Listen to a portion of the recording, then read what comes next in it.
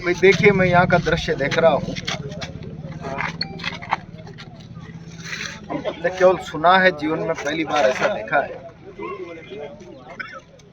लोगों की सुरक्षा और संपत्ति की सुरक्षा जिस सरकार के जिम्मे हो, अरे बोलो तो भाई, वो लोगों की संपत्ति जला रही है, लोगों के घरों में आगजनी कर रही है, तोड़फोड़ कर रही है। ऐसा फिरंगी राज में होता था, लोकतंत्र में नहीं होता।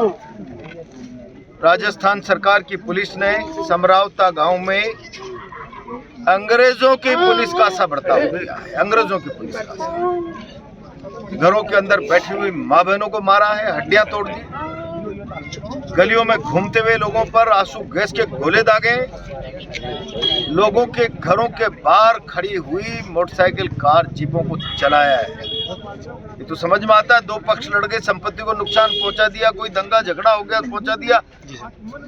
पुलिस चलाकर लोगों की संपत्ति को जला रही है। मैंने ऐसा दृश्य कभी नहीं देखा।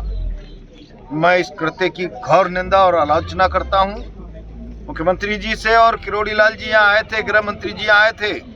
मांग करता हूं, लोगों की जो संपत्ति का नुकसान हुआ है, घर तोड़ना, मकान जलाना, गाड़ी जलाना, फसल जलाना, अविलंब उसकी भरपाई करने के लिए सरकार को कदम उठाने चाहिए। दोषियों के खिलाफ कार्रवाई करनी चाहिए। और अभी जिनसे जबरदस्ती वोट डलाया, मैं सरकारी अधिकारी हूं, तुम सरकार के नौकरों, वोट डालिए। आदर्श आचार संहिता में किसी भी अधिकारी को सरकार का पक्ष रखने का निष्पक्ष मतदान के अलावा कोई अधिकार नहीं होता। यहाँ के एसडीएम ने अपने अधिकारों का वायलेशन किया है। आदर्श आचार संहिता इलेक्शन की, उसका वायलेशन किया है। अविलंब उसके खिलाफ भी कार्रवाई होनी चाहिए। मुझे एक माँ रोकर कहती है, मेरे बेटे को घर से पकड़ के ले गए। मैं हाथ पकड़ के कह रही हूँ, मेरे घर में हूँ, कहाँ जाएंगे? जी सर।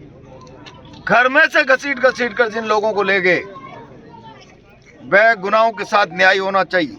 सर, मैंने आज गांव में लोगों से कहा है, मुझे समय दीजिए। सर, एक चीज मैं पूछना चाहूंगा, क्योंकि आज इस घटना को 14 से 15 दिन के आसपास हो चुके हैं। गांव के सभी लोग अभी इसी उम्मीद के साथ में बैठे हैं कि इतने सारे नेता लोग यहाँ पे आ गए, चाहे वो विपक्षी हो, चाहे वो पक्ष, किसी भी पक्ष के हो।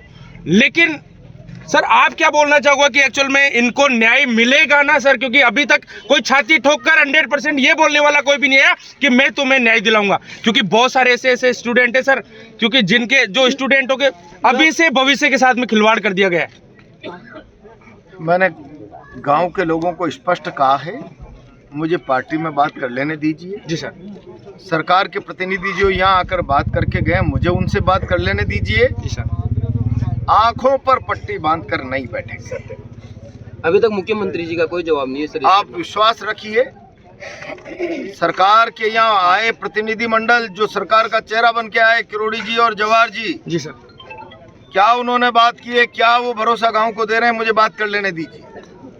मेरी पार्टी के स्टैंड के बारे में भी मुझे बात कर लेने दीजिए। उसके बाद